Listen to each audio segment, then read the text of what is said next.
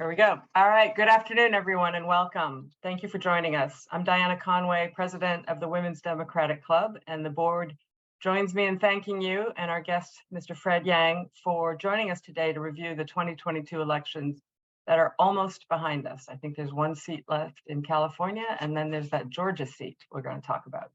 So I'd like to start with some quick announcements, please. I think most of you who are here know that the Women's Democratic Club works hard to keep our members informed, connected, and politically effective. We especially urge you to join WDC. We've been around for decades, and we run a series of events, including speaker series like today, community education panels on more regional and state-based issues, candidate forums, state and county advocacy both, get out the vote efforts, and happy hours with a purpose. We especially urge you to get active on one of our committees to help us amplify our voice on issues in both Annapolis and at the county level. And here are our committees. Advocacy is especially at the state level. With Joanne Corvos, we have a terrific communications team that's involved in revamping our entire platform and communications process. Our new Community Education Chair is Gloria Aparicio, and brand new Events Chair is Tazeen Ahmad. Please join me in welcoming Tazeen to the board as both Events Chair and also the Executive Committee as our Board Secretary.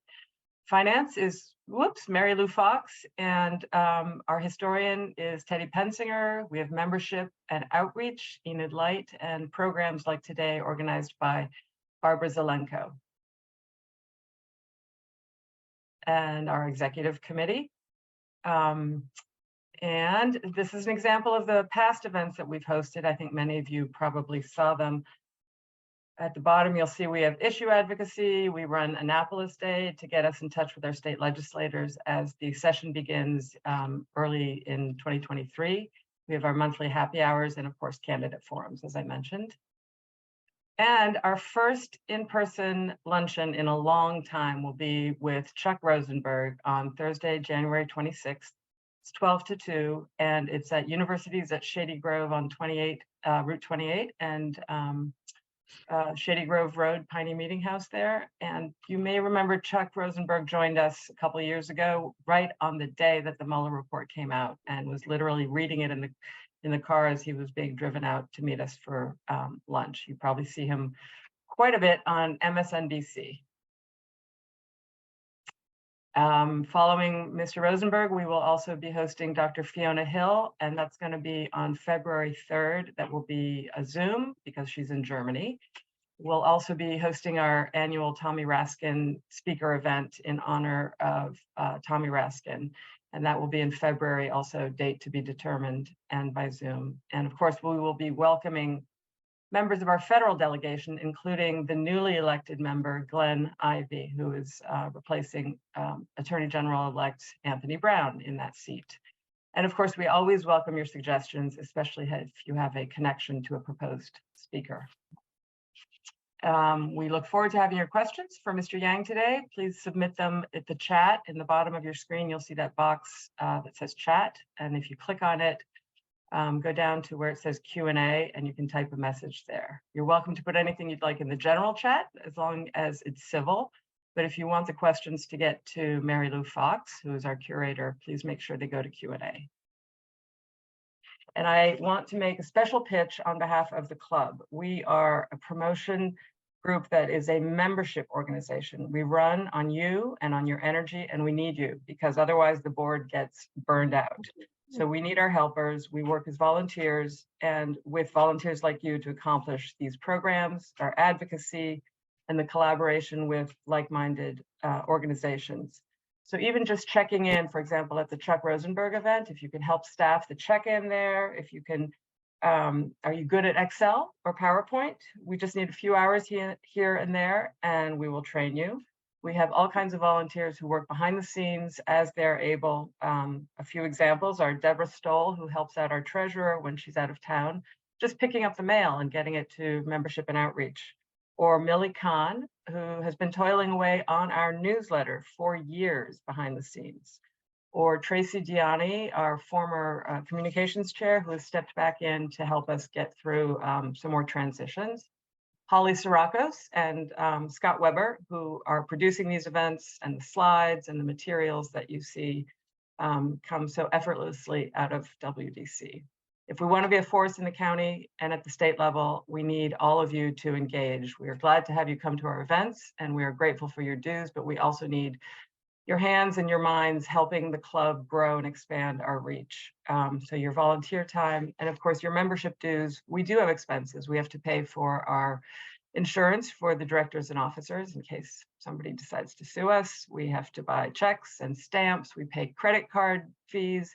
We pay for our social media platforms, and we also subsidize some of the smaller in-person events. So we really do appreciate and need all of your support in all its forms. By the way, today is Giving Tuesday. So in addition to all the other good causes most Democratic people out there are supporting, WDC would also be grateful for any support.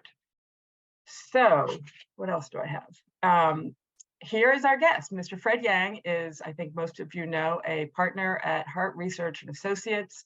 He has polled in this 2022 cycle for Senator Van Hollen, Governor-elect Wes Moore and Aruna Miller, Comptroller-elect Brooke Learman, Attorney General-elect Anthony Brown, plus some county executives, including Howard County, Calvin Ball, and Prince George's County, Angela Also Brooks. And of course, for Stacey Abrams in Georgia and the Nevada Senate race that was won by Catherine Cortez Masto.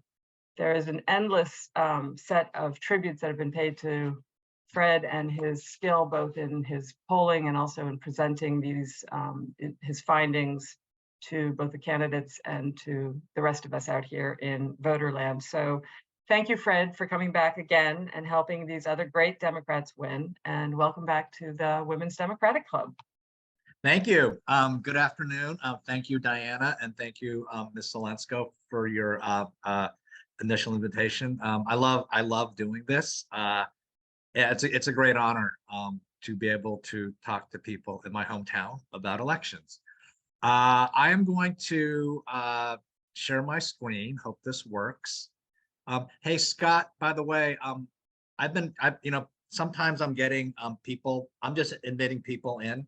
I don't know why, but I figured, Diana, why not be welcoming and bump up the number? So Scott, just know if I see someone who wants to be admitted, I'm just clicking them in.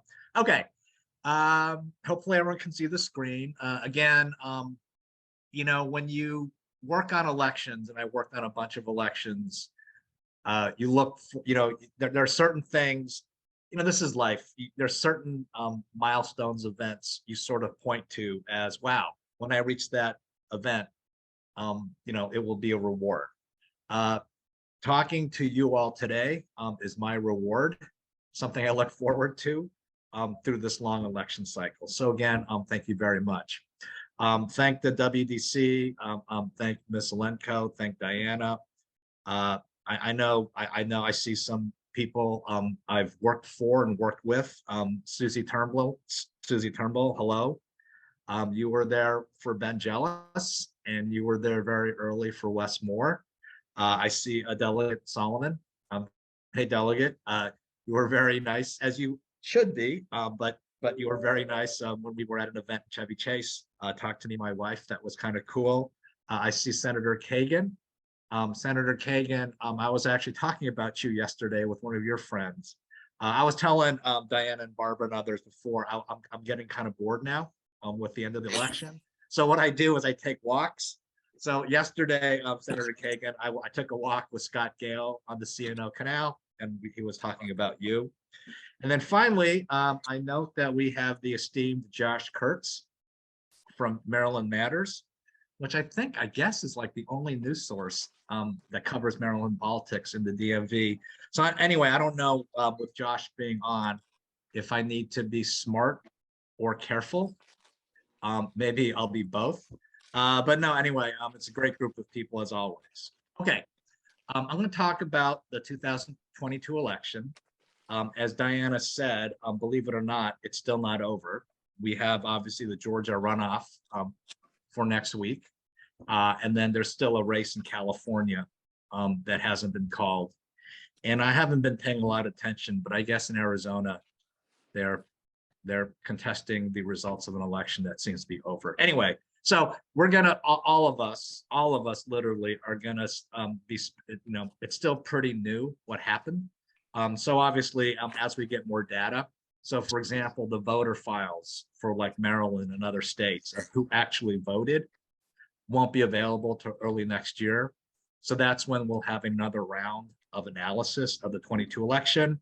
But we'll try to all work through together, literally, what happened and why. I have a pretty long presentation, so Ms. Zelenko or Diana, please feel free to hurry me along if I'm slowing down. Some of these slides, and I hope I gave proper attribution, come from other public sources that I'm using as part of the presentation. Well, what I have this presentation structured in 3 sections. What were we expecting up through November 8th? What happened November 8th nationally? And then, because you are the WDC, I want to end a little bit with some comments and commentary about what happened in Maryland in November. And it literally seems like we won everything as Democrats in Maryland. So it'll be either exciting or boring or both. Okay, so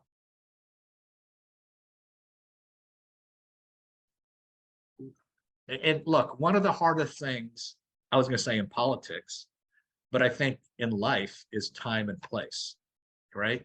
We know what happened on November 8th, obviously. And it's hard to remember. Me too. It's hard to remember kind of what we were dealing with before November 8th. You focus on the outcome, and as you focus on the outcome, especially when it's good, kind of what led up to the outcome kind of gets lost. Thought it was really important in terms of putting to, thinking about this election and how we think about it is what were we assuming? What were the polls showing leading up to November 8th, 2022? Okay, so here's some numbers. Again, a lot of these slides come from public sources. This one comes from the NBC News poll that Hart Research, my firm, conducts with a Republican firm, Public Opinion Strategies. And these were some of the big numbers we were looking at in our late October poll. 71% said the country was headed off on the wrong track. Look, basically, and I've done this before for the WDC, I have a chart that shows, again, from the NBC data, the right direction, wrong track, going back to when we first started polling in 1990 nationally. And blue is positive, red is negative. And if you look at the right direction in the blue or wrong track in the red, you would basically see since 2008, the entire country has been red. That we've been a wrong track country basically every day since the 2008 election. What we're seeing more recently is even more negative. So in our late October poll, we had 71% saying the country was headed off on the wrong track. That was 6 out of 7 polls going back to 21, in which the wrong track was over 70%. That's unprecedented in the 30 plus years of the NBC polling. 63% said their family's income is falling behind the cost of living. 57% agreed that the economic and political systems of the country are stacked against people like me. 61% disapproved of the Supreme Court ruling, the Dobbs ruling. And we had 70% saying that they had a high interest in the November elections. That number, 70% in October 22, was 5 points higher than November 2018. So a lot of frustration, a lot of dissatisfaction, a lot of anger. I would argue one of the 2 big picture takeaways from the 2022 election is this is very much a 50-50 country. that in some respects, what the election results showed in the big picture is that both sides are energized. There may be, I don't want to say there is no middle, but the middle is very small, but this is a very polarized country. And I think that's one of the takeaways from the 2022 election. But polarized, and both sides are polarized, obviously, it takes two to be polarized, but also both sides highly energized. And that's what we're seeing with the 70% who, leading up to the November elections, said that they were interested in voting in the November elections. Okay, this next chart is really, really hard to read. I'm sorry. But let me walk you through it. All right, again, this is from a deck from our NBC News polling. Two columns, a good election for the presidential party, shellackings, which is when the presidential party got blown out at the polls. These are all midterm elections. And then on the right-hand side are the two 2022 NBC polls. So I'm pretty sure no one can read this chart other than your pollster. Let me try to put this in perspective for you. Okay, in September of 22, so in the extreme right, for those of you at the screen, the right direction, wrong track differential was minus 41. Okay, minus 41. You don't have to be a pollster or even good at math to figure that out. 27 right direction, 68 wrong track, that's minus 41. Okay, if you look at the shellackings, when the party in power, whether it's Democrats or Republicans, when they got blown out, you can see the highest net negative on wrong track was October 2014, minus 40%. In other words, the minus 41% wrong track differential in September 2022 was higher than 2018, higher than 2010, higher than 2006, higher than 1994. All of those were elections in which the party in power got their butt kicked. Okay.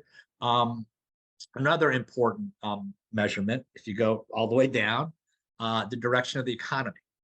Will the economy get better? In September 22, it was 22% get better. Will the economy get worse? In September 22 was 52% get worse. So that differential is minus 30, right? 30%, so minus 30, said the economy is going to get worse. If you look at the elections that are considered shellackings, in which the party in power lost major seats, the previous worse number for the economy getting worse was minus 5. Okay, so in other words, in 2010, when I think we lost 63 House seats, that was President Obama's first midterm, the economy, voters actually thought the economy was getting better by 17 points. And we still lost 63 House seats. In September 22, Americans thought the economy was getting worse by 30 points. Okay, so a lot of numbers here. The bottom line is by history, right? And history is important. There's a famous saying by George Santayana, those who forget history are condemned to repeat it. History matters, but history isn't determinative. But recent history would show the numbers in 2022 are pointing to a, I wouldn't say historic, but, the likelihood that Democrats, as history has shown recently, would have a bad election night. Okay, that's the big picture from this chart.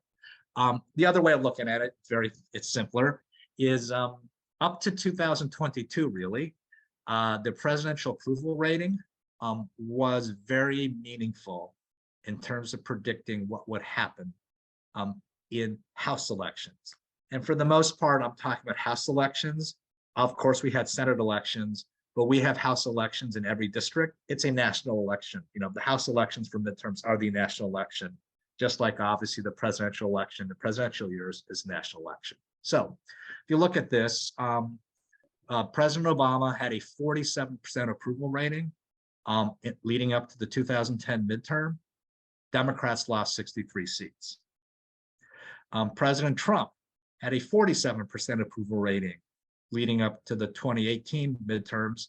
The Republicans lost 40 seats. Okay, lots of polls. but most polls showed for President Biden that his job rating was hovering between 42 and 45%. Okay, so 42 plus 45, let's just call it, I'm good at math, don't just calculate it. 42, let's just say 43 and a half. The president was at 43 and a half. If you look at 43 and a half, that is again in territory where you would expect Democrats to lose well into the double digit of House seats. Okay. This is just the president's approval rating. Basically, from August of 2021, there was not a day since then when the president has had a positive approval rating. This shows the president's approval rating by party. So the blue, 87% are Democrats. The red, 7% are Republicans. So 7% of Republicans gave the president a positive approval rating. And the purple are independents.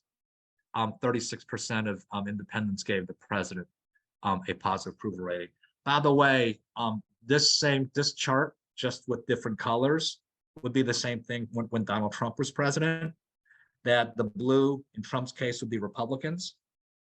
And that's roughly the same trajectory. The red, when Trump was president, would be the blue. So Democrats never gave him anything above like 6 or 7 approval, and he would float with independents. It's weird, right? 2 different presidents, much less 2 different human beings. And again, going back to, I know it's a boring theme, but a major theme is I think we're a very, very hardened and divided country, that it doesn't matter if it's Joe Biden or Donald Trump. The numbers will look roughly the same because of the mathematics and politics of our country. Okay. Now, one of the important questions and in midterms, not just a polling question, but actually a real question, is turnout, right? And I know a lot of you run for office, or a lot of more of you who are smarter haven't run but have worked in campaigns. No offense, Delegate Solomon or Senator Kagan. I know running for office, and Diane, I know others have run. It's a hard thing to do.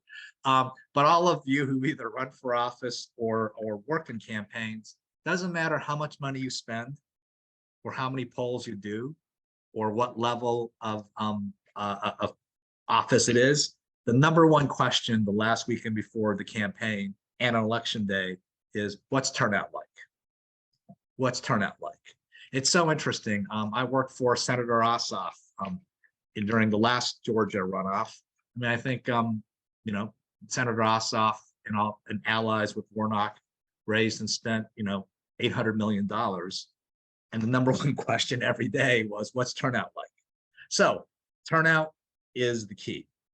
And if you looked at turnout questions in polls, which for the NBC News poll is designated by how interested are you in voting in this year's election.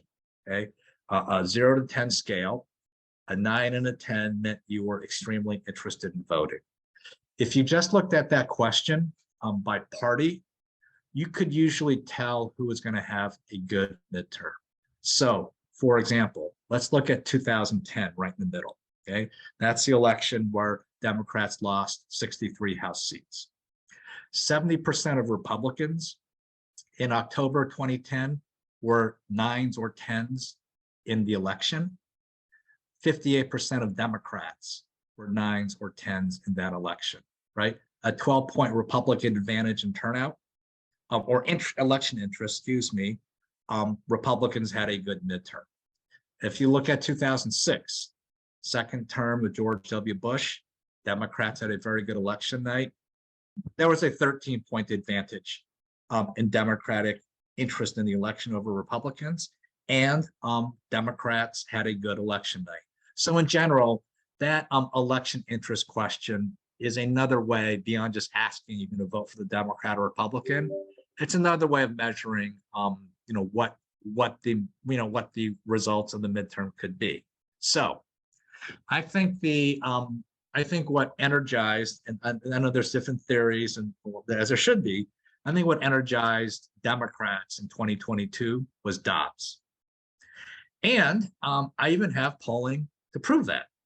So in January of 22, if you can look, and in March of 22, when our NBC News poll started asking that interesting question, how interested are you in voting in the November 22 election? You could see in January and March, there was a significant Republican advantage. Okay, so for example, in March of 22, Republicans were 17 points more interested than Democrats in the 22 election. Again, it is not apples to apples, but that's a pretty good, we've been asking this question for more than 30 years. The interest in election question is a good barometer, not the barometer. It's a good barometer of, of enthusiasm, with each party's base, which midterms are about, is who votes, turnout, turnout, turnout. Okay, and then you can see the gap narrowed, especially in August, September, October, and then our last November poll. Interest in the election was at parity between Democrats and Republicans, 73% apiece. Again, and we saw this in polls that after the June 24th Dobbs decision, there was tremendous. It's kind of like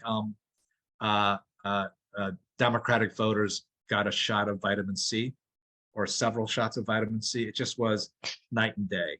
And remember, everyone, after June 24th came Kansas. After June 24th came that special election in New York, where the Democrat upset the Republican in a Republican district. So the Dobbs decision, I think, was, again, I gotta, especially with Josh on the line, gotta be careful with profound sounding pronouncements of it's this or that. Life and campaigns are way more complicated than that. But I do think the Dobbs decision was one of the many important factors for why this year's election turned out a little bit differently than history would suggest. Okay, so what happened? Okay, and believe me, I know I've gone on for a long time on this. People will spend even more hours talking about what the environment was, but now let's focus on what actually happened. Okay, so this is from the CNN, which is the ABC, NBC, CBS, and CNN exit polls. Fox and AP had their exit polls, which are good too. Okay, this is from the CNN exit poll. Voters were given these 5 issues. Okay, so only these 5 issues, and asked which one of these was most important to your vote.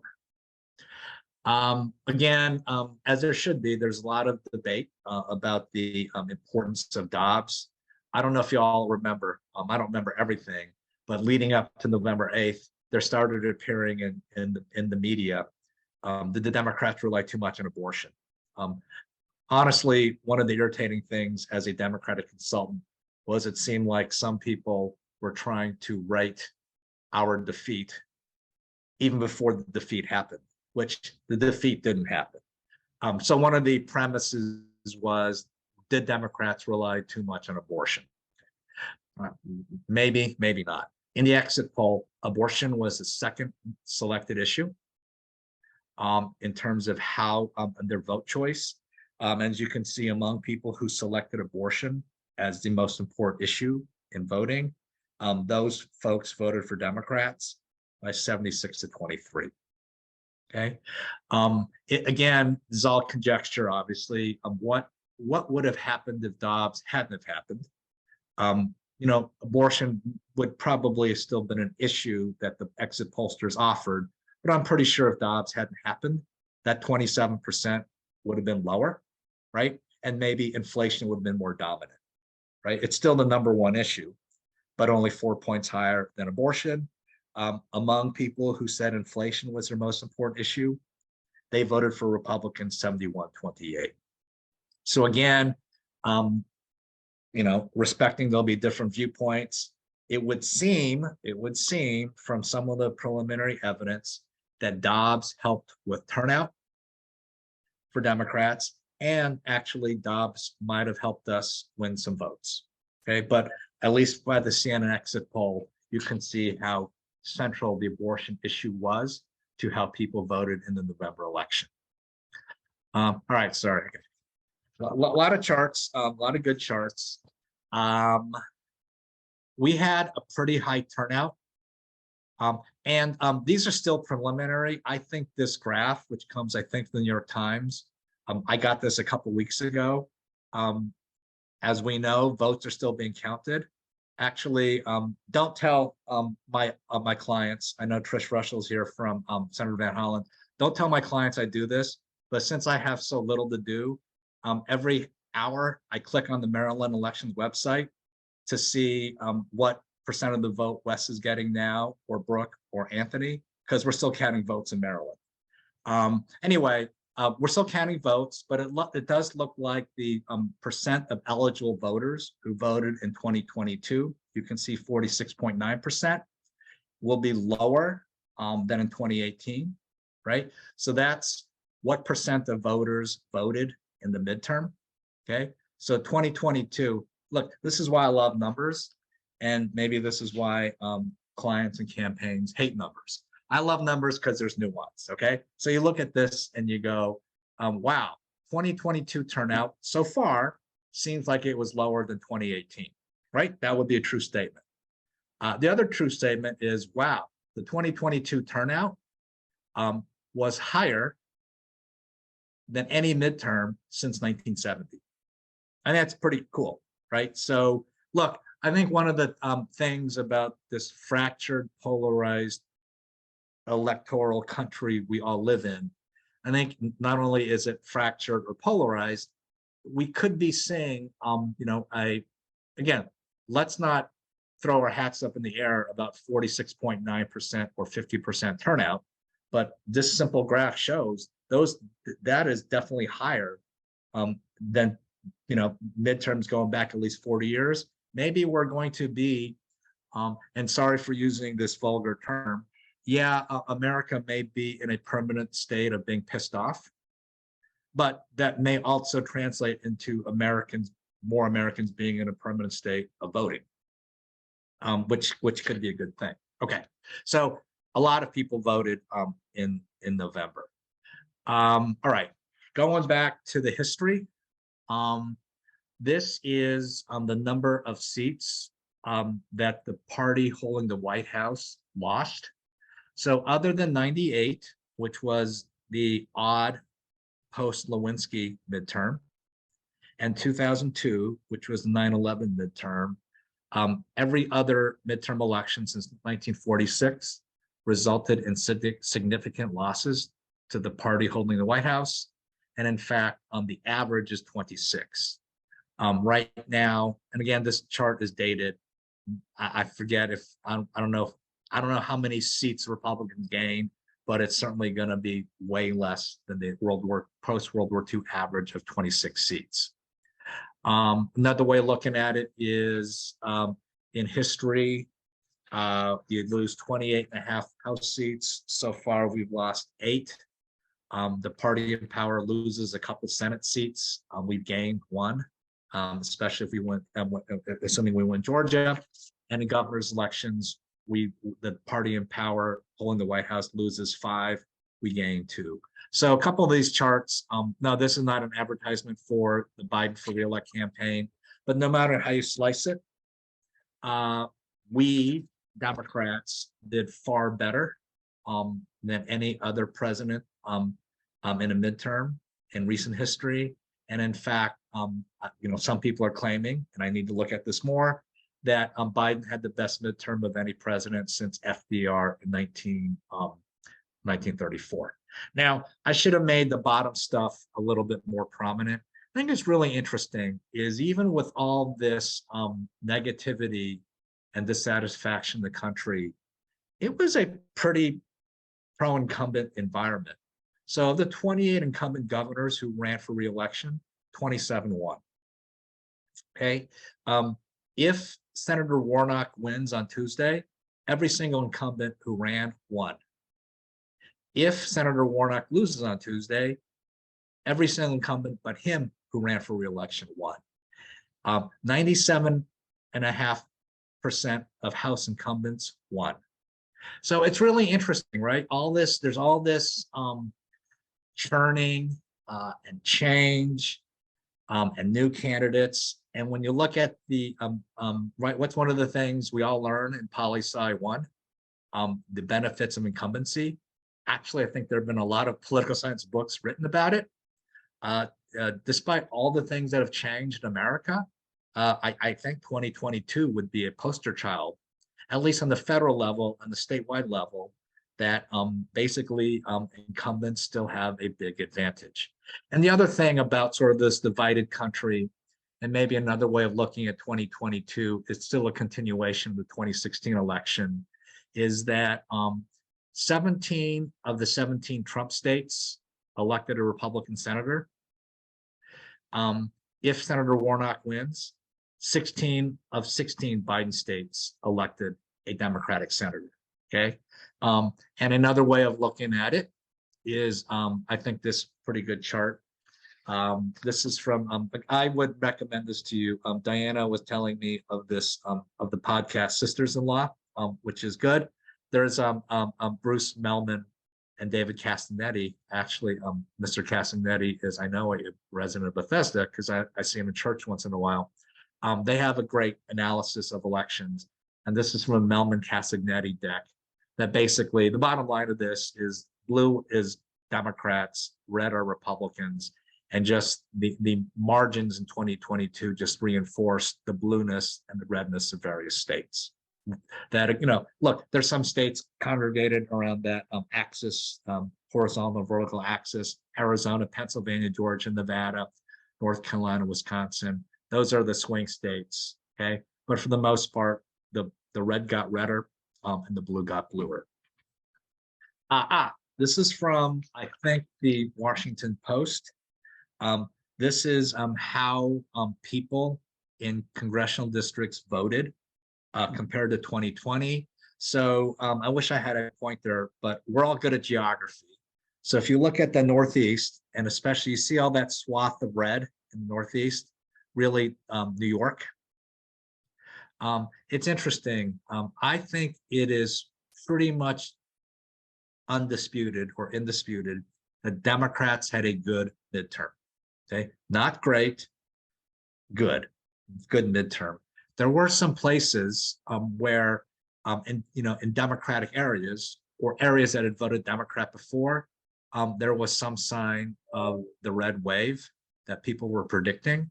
If you look in New York, and I know one of the candidates I worked for was running in a Democratic district, but that's also the area of New York. You know, everywhere you see those arrows pointing red in the New York. One of those districts is Congressman Sean Patrick Maloney. He was the head of the DCCC. He lost re-election.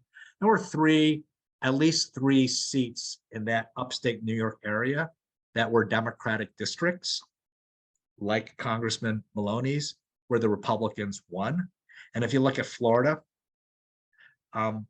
Florida, has always been sort of, the siren song of Florida for Democrats. Oh, we can win it. We can win it. We can win it. To me, Florida is like, for Democrats, Charlie Brown and Lucy and the football. But you can see, all kidding aside, there are a bunch of congressional districts in South Florida that were Democratic, that just, unlike other parts of the country, that voted Republican. So there was definitely no red wave. I'm not sure we could call our November 8th success a blue wave. But there were some parts of the country where there was a red trickle, and it'd be predominantly, and in the swing states, it'd be New York and Florida. Okay, moving on. This is something some of us noticed. I didn't want to put the word here. It's not a bad word. This phenomena is coined the MEH voter by Amy Walter with the Cook Report. And here's the interesting thing. And look, everyone, this slide and this result, particularly with President Biden, it's one of the things where a lot of us, and I'll put me in this category, one of the things we hadn't counted on, that sort of led to the belief that maybe we were not going to have a great midterm.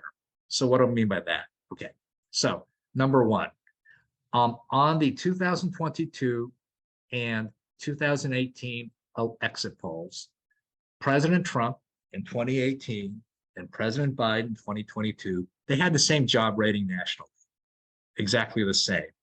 Trump and Biden's job rating was 44 approve, 55 disapprove. Okay, but when you ask a job rating, or especially when it was asked in exit polls, you ask a 4-part job rating: strongly approve, somewhat approve, somewhat disapprove, strongly disapprove. Okay, now look, the somewhat disapprove of Biden and the somewhat disapprove of Trump is a small percentage. It's in the single digits. Because again, because our country is so fractured, if you disapprove of Biden, you really disapprove of Biden. And same thing 4 years ago, if you disapproved of Trump, you really disapproved of Trump. There was little nuance, but there's still a segment of the electorate, 8 or 9%, that were somewhat disapprove instead of strongly disapprove. Okay, so 2018, among those somewhat disapprove of Trump voters, they voted for the Democrat 63-34. Okay, makes perfect sense. If you disapprove of Trump, you're going to vote for the Democrat. Okay, so that's not a surprising result.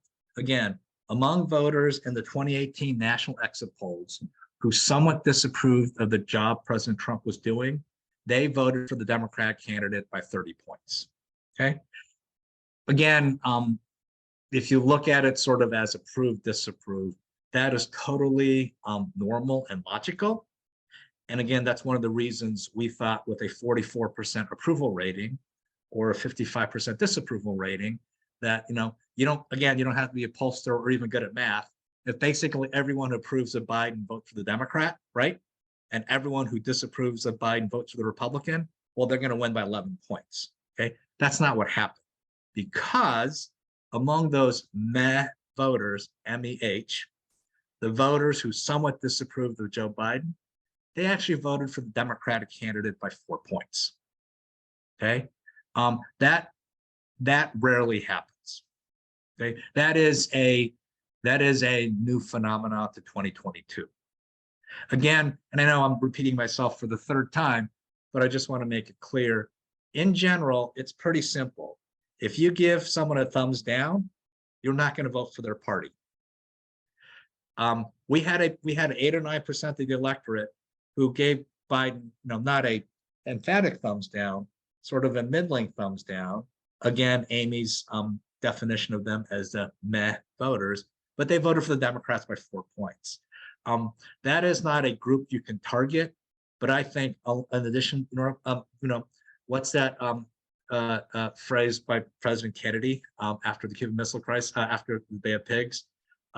Victory has 1,000 fathers, defeat is an orphan. Our victory will have lots of different reasons, Dobbs being one of them. I think the other thing is the fact that we Democrats won with voters who weren't 100% positive toward Joe Biden. Okay, so that's obviously not about President Biden per se. It's got to be about something bigger than the environment, which I hope I'll get to. Okay, all right. The other thing, everyone about our divided politics is that there is very little split ticket voting. I got a slide on this, and it was as recent as 9 o'clock this morning. I think for the 4 statewides in Maryland, it ranged from Senator Van Hollen getting 65.77% of the vote to I think Brooke Learman getting 61.52% of the vote. Very little ticket splitting in Maryland. Okay, and since 1990, this is a Politico chart in which in 1990 there was on average 4 states with a governor's and a Senate race in the same ballot. There was an average of 25% difference between the candidates of the separate parties, right? Basically, in 2022, we had the lowest level of ticket splitting in at least 30 years. This time it helped Democrats because we had a lot of Democratic incumbents running this time. The lack of ticket splitting helped us in 22. It remains to be seen. I don't think that's a Democratic advantage per se. It's just sort of we're benefiting from natural dynamics. Okay, very low ticket splitting, which makes sense because we're such a polarized country. Okay, I think another reason and the quilt of why Democrats had a good midterm is look at this cool chart. Okay, and so you're thinking, what is this? What is Fred so excited about? Okay, in 2006, that midterm election, in which we gained 30 House seats, so it's a good midterm, with independent voters in the exit polls. Okay, this is not party registration like we have in Maryland, because not every state A is as good as Maryland or B has party registration. But the commonality you can ask of anyone is which party did it identify with? This is the party identification question. Okay, so they ask, as of today, do you identify as a Democrat, a Republican, or independent? That's the type of question you can ask anywhere, including in states that have party reg or don't have party reg, because you're not asking how you're registered, you're asking who you identify with. So among independent voters in exit polls, in 2006, Democrats won by 18 points. Okay, midterms are turnout elections. Okay, that means your base voters, but obviously there's going to be some segment of any election, including midterms, that are going to have some independents. Okay, but if you look at 06, 10, 14, 18, pretty much the party that gained seats did very well with independents. Okay. Again, this is why we had a good night and why it was an upset for the Republicans. We won in the exit polls independent vote by 2 points. First of all, forgetting about which party was at 49, which party was 47. If you just look at the independent numbers, right? Not only is this an unprecedented result, it's an unprecedented result because neither party won independents in 22 by more than double digits, right? Again, everyone, I think a fractured, polarized country where even independents really don't swing one way or the other. And actually, ladies and gentlemen, if you look at the independent numbers from these past midterms and what happened in the House level, that's one reason for the massive swing.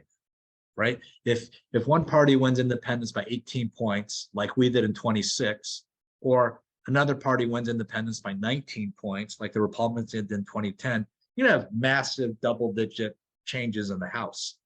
It was 50-50. Okay, so that's one reason why our losses were minimized. That we managed in a midterm in which history would suggest we would get our clock clean. We managed to be very competitive independents, hold down our losses. Again, one of the questions for the future is in 2026, will we be seeing a similar trend as we saw in 2022? Hey, Fred. Okay. Yes. We want to leave some time for questions. Can you wrap pretty quick here? Oh my gosh, Diana, I'm only through like how great Democrats are. Okay, yeah. I'll finish up. Okay. Okay. Thanks. All right. So a couple other things. This is from the National Exit Poll. Just wanted to point out again, this is the entire country. Mentioned the independent numbers. Democrats won 49-47. I know before the election there was a lot of concern about the Latino vote. Democrats, there still should be, but in the exit polls, Democrats won Latino 60-39. Should have highlighted the young people. Never forget about the young people. I got 2 of them in that group. By age, young people were voted the most Democratic. So voters age 18 to 29 voted for Democrats by 63-35. Okay, young people, Latinos. Thought this was interesting. And among white voters who were college grads, they voted Democrat 50-47. Among white voters who are non-college grads, they voted Republican 66-32. That ain't the interesting part. What's interesting is the juxtaposition And again, this is from the exit poll. So, you know, sometimes there aren't enough with some groups like Asians to have a separate crosstab. So what CNN did here was they divide the electorate white and non-white. Okay, I know non-white is describes a lot of groups, but an interesting thing was among non-white, non-college voters, they voted for the Democrat 68-29. Among non-white college graduate voters, they voted for the Democrat by almost exact same margin. It's just interesting that the educational divide is obviously way more pronounced with white voters than with non-white voters. Though I know with Asians, Latinos, and African Americans, there is a little bit more nuance there. Okay, skip this. Oh, okay, a couple things. Okay, this is kind of like why Ms. Alenko and Diana, I'm never invited to parties, celebration parties. So all good news, okay? But, because there's always a but. Again, from the exit poll, is this party too extreme or not too extreme? Okay, Republicans are viewed as too extreme by 52-45. You expect that, right? They're Republicans, we're Democrats. What was interesting was Democrats are seen as too extreme by 51-47, okay? Virtually the same as Republicans. On the right-hand side, which party is better at handling issues? Referred to this earlier, Democrats are seen as better on handling abortion, 53-42. But on every other issue that was polled, Republicans have the advantage, okay? And again, remember everyone, yes, this is a poll, okay? So strike one. It is an exit poll though. Exit polls are typically more accurate than non-exit polls, mainly because people are less likely to tell you how they didn't vote, okay? And there's not every issue here, but you know, look, one of the slides I had that I'm glad I didn't get to talk about because it's too complicated, but I think the other lesson of 22 is candidate quality matters. We had better candidates. They had crappy candidates. And again, I know that's a simplistic saying, but I really think that's why, like, we won Arizona, we won Pennsylvania, the Senate race. Why Senator Cortez Masto won in Nevada is Adam Laxalt was a crappy candidate. Okay, so I'm not here to rain on anyone's parade, especially our parade, but we did well. But there's still some certain things, broadly speaking, about Republicans, which we don't care about, and Democrats, where the election doesn't seem to have changed much in terms of overall challenges that our party faces. Okay, all right, I'm almost done. A couple of slides pointing out here, and it's only coincidental that all four of these candidates are my clients. But again, referred to this earlier, very little split ticket voting.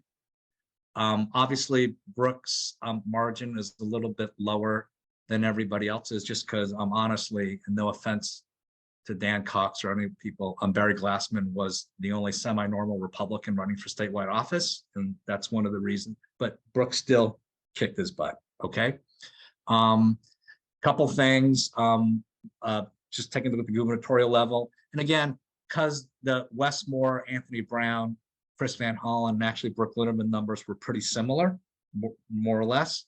Some of the numbers for the governor's exit poll results would, I think, apply to other races. So West won Democrats 96-3. He won independents by 26 points, and West got even 11% of Republicans. Okay, because I know I got to leave time for questions, let me do one final chart. I've lived in Maryland for over 20 years. I've worked in lots of Maryland campaigns. I say this, it seems, I know like people like Chris Russell and other people think it's a joke. If I could only work in Maryland, I would do that. It's interesting, and I think Maryland is a special state. As Governor Leckmore says, America in miniature. It's interesting, you know, and then you go, well, that's not really, we're different. You know what? In some respects, we're not. And I know this is a complicated chart. And again, I won't go through all of it because I know there are questions. I compared the results, and this is from the AP Fox exit poll. Don't turn your nose at them because somehow the big boys, CNN, ABC, NBC, CBS, they did not see fit to exit poll Maryland. Fox and AP did. So that's what we got to go with. So what I looked at were common questions between how people in Maryland answered the question and how the country answered that same question.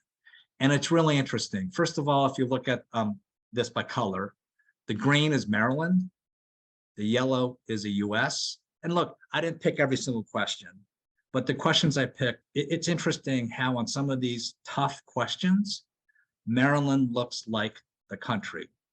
So for example, do you think immigrants in the US help the country or hurt the country? Nationally, it was 52-48 helps the country. That's the exact same margin for Maryland.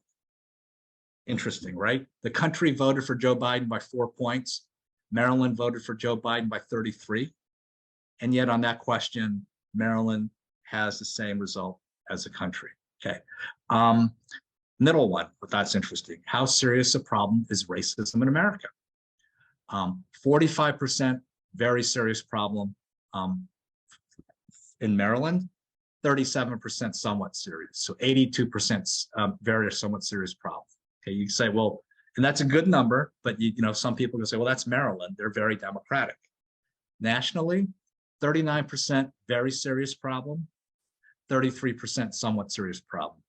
Lower than Maryland, right? 82 versus 72, but within the ballpark.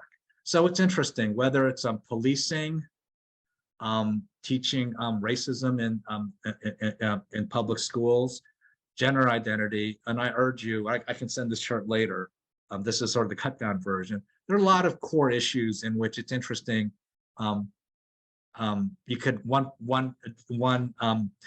definition could be Maryland looks like the country. I would argue there are a lot of issues in which the country looks more like Maryland.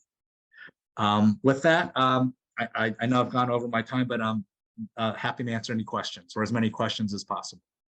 Fred, thank you so much. That is so much to chew over. And I know I've been getting tons of questions. The first question I have to ask is the slides. Since you didn't get to go through them all, would you be willing to make them available Yes. for us to share? Of course. Great. Okay, so that answers all the questions. Thank you. No, just kidding. The second thing I quickly want to do is to recognize a couple people. David Naiman is here from the Montgomery County Board of Elections, which now, because we have a Democratic governor, will have a majority of Democratic members. Yahoo! Second, we have newly elected Board of Education member Julie Yang here. You mentioned Trish Russell, who's the Chief of Staff for Senator Van Hollen.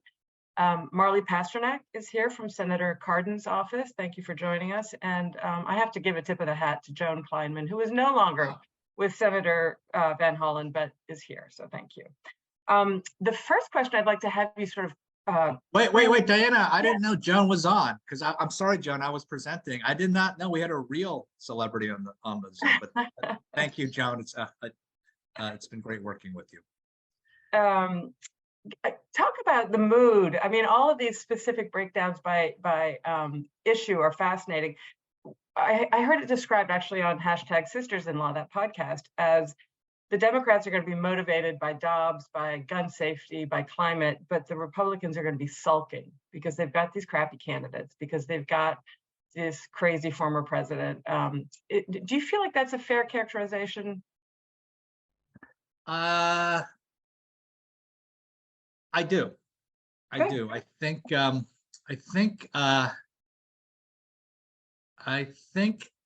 that a lot of these Republican candidates, and even calling them Republican candidates is probably being too kind. You know, the Blake Masters in Arizona or that crazy Carrie Lake.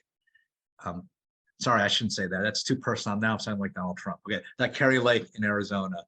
All these candidates, they clearly tried explicitly to be the most pro-Trump candidate. That's why, for example, Dr. Oz won the Pennsylvania primary over a more rational Republican. I think they forgot one lesson, Diana and everyone. There's only one Donald Trump. And look, I don't, we could spend years talking about Donald Trump's impact on politics. We don't have time to do that. I think they just forgot, or just whatever, Diana. I think you can try to do all the things Trump does, but there's only one person in American politics who can get away with it, really, and that's Donald Trump. And look, they are enthralled or held hostage by Donald Trump. Look, everyone, what I'm going to say next, I think that speaks well of Democrats. So, I try to think fairly and clearly and think of, sort of both sides. I was saying, it seems like these Republican candidates are literally afraid, fearful of Donald Trump and his supporters. I said, I think this is a good thing for Democrats. I can't think of any Democratic politician that any Democrat is fearful of. I mean, we should support our Democratic candidates, of course, but I don't know. Are there any Democratic candidates or politicians that we are as fearful of? Yeah. As it seems like they are. And I think, Diana, everyone, as long as Trump or his ilk, his kids, are part of the party, they're going to be afraid for a long time. And look, one of the things, and I'm hoping this is true of Democrats, is I think ultimately Americans are an optimistic people. And I think at some point we're going to be the party of hope in the future. And I think if you are enthralled to Donald Trump, you're going to be the party of darkness and the past. And look, I wish the Republicans were smarter, but it is what it is, and I think that's going to help Democrats. I think we all remember when Liz Cheney said early in the January 6 hearings that she warned her Republican colleagues that someday Donald Trump would be gone, but their dishonor would remain. And I just wonder how long they can keep going with this obsession with him and still defending themselves. In terms of some of the numbers you broke out, it seems like this last cycle and the 4 years preceding it were really a force feeding of civic education to the country. And suddenly people became aware of secretaries of state, of the county boards of election that were certifying or not certifying, state chambers, which of course, I think the fact that we flipped so many in a midterm with our party in the White House is extraordinary. Is that right? And so I guess I wonder if you think, I guess some of that was driven by a substantial youth turnout. Do you think they're here to stay? I saw Florida just elected the first Gen Z, 25 years old. I think his name is Maxwell Frost, who's involved in gun safety, parkland activism, and seems to be a serious person. Do you think the youth are in for the long haul, or is this a blip? Oh, no. I think definitely the youth are in it for the long haul. Again, all of us, whether we're youthful or some of us, me, are far from youthful. We all need a kick in the pants. I think Dobbs really was a kick in the pants. Because look, obviously all of us know youthful people, or some of us are even parents to them. Parenting, like politicking, you can only say so many times this is going to happen, and if it doesn't happen, they're going to ignore you, right? Like that, like the adult voice in the Charlie Brown cartoons. Wow. Okay, well, okay. So mom and dad said the Republicans are going to try to outlaw abortion, and we've been saying it for 30 years. At some point, people got inured to it. Well, they did it. Okay. And it's so funny, in focus groups I did around the country, even in states like Illinois and Maryland and Nevada, where the right to choose is enshrined in their constitution. So no matter what happened to Roe v. Wade, abortion is still legal, obviously in Maryland, Illinois, and Nevada. When you went through this whole discussion with young people, and you told them the right to choose is still guaranteed, it didn't matter, because they said if they can do it on abortion, what else could they do it on? And so I do think, look, for a lot of Americans, but especially the young people, Dobbs was a real splash of cold water. And I think it's gonna, and look at the turnout in Georgia. I see some of the comments. A lot of that turnout is fueled by young people and minority voters. I was reminded by Cheryl Kagan that we have such a young person among us. Joe Vogel was just elected to D17, a new candidate and a newly elected state delegate who cut his teeth working for Cory Booker. Okay, talk about women specifically. I've read 149 women will serve in the US Senate and House next year, a new record, but still only making up a quarter of total representation. Women of color overwhelmingly voted for Democrats. And then the phrase from the Women's March was, but you know who didn't? White women. And so looking at the three screens in front of me, many of us are women and most of us are white women. How do we do that? How do we fix that? Got it?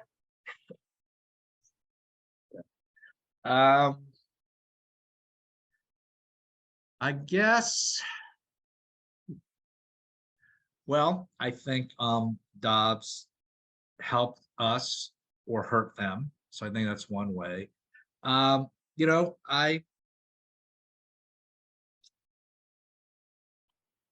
know, I think that's something, well, I'm going to dodge a little bit. I think that's something we're all going to be thinking about and trying to reckon with. I think some of it is related. Yeah, some of it's related to turnout. There are a lot of, especially younger white women who, you know, I had that, oh, Scott took me off my chart. That's fine, Scott. Now we have the percent of people who voted in 2022 being 46.9%. So that means a majority did not vote. And a lot of those people, look, I'm going to reject I'm going to push back a little bit on the premise that part of the issue is not enough white women were voting for Democrats. I think in general, it's that like a lot of these other groups, you know, in midterm elections, groups that Democratic campaigns always focus on are what we call the drop-off voters, who tend to be more minority and actually young. So young voters of any race, but young voters and particularly young female voters. So look, I would say I don't think we have a persuasion problem per se as much we have a turnout issue. And, you know, we should all feel good that the midterm turnout was pretty high as it was, 46.9%. But obviously there's still a lot more people that we could get to vote. Okay. Talk about Georgia. What's going to happen on December 6th in Georgia? Are we going to go to a recount? Do we get to our 51st senator?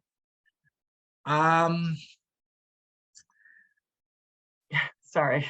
No. Well, if you go by the polls, there were 2 polls released today that unhealthily showed one poll literally had it 50-50 and another poll literally 50-50. I don't know how you can't, I know it's a very competitive race, but I don't know how a week out you can have no undecided voters. But anyway, and another poll had it 48-47 with Herschel Walker voting. And look, and I was, you know, as you mentioned, Diane, at the beginning, I was part of the Abrams team. So there are a lot of people are voting in Georgia already. And I know there's been chats about how many people are voting. One of the things that's been happening in Georgia particularly, but I think in other parts of the country is, and it was accelerated by the pandemic. I think Democrats are voting early and Democratic campaigns are focused on early voters. And so look, when you looked at the early vote from the November 8th election, it set records. So on the Abrams campaign, we felt good about it. But then obviously the big X factor was how many people were going to vote on election day. And look, I think if you take well, we're all doing this now. I'm not involved in the race, so I can definitely take a step back.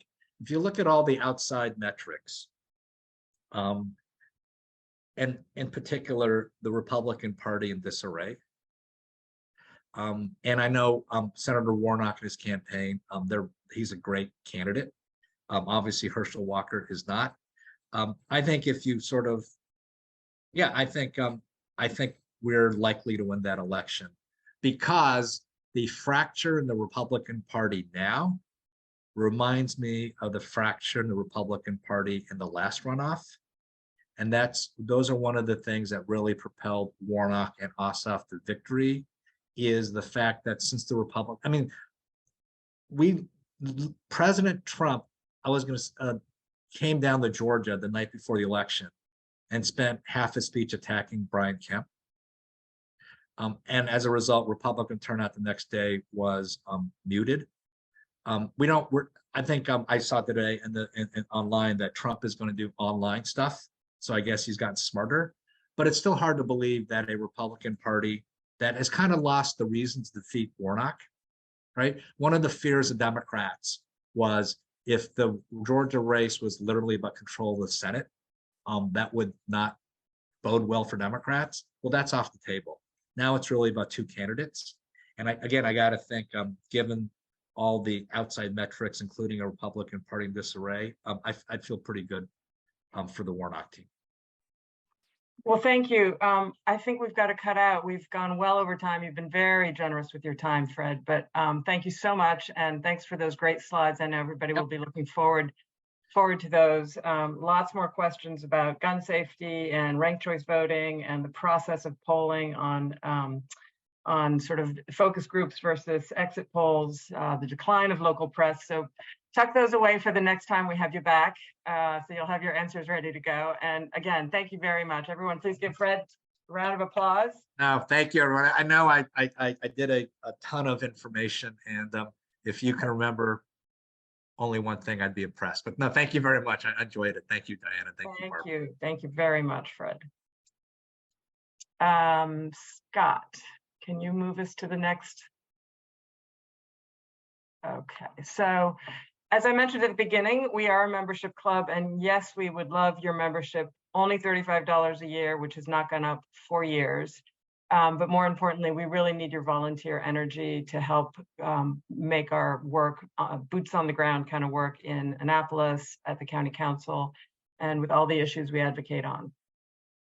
And just please remember, February 3rd is going to be Fiona Hill, and January 26th is going to be our first in-person lunch, and we really hope you can join us. It's going to be at Universities at Shady Grove. And the great Chuck Rosenberg will be there to unpack everything that remains that Fred didn't get to today. Thank you all so much for joining us, and we look forward to seeing you at our upcoming events.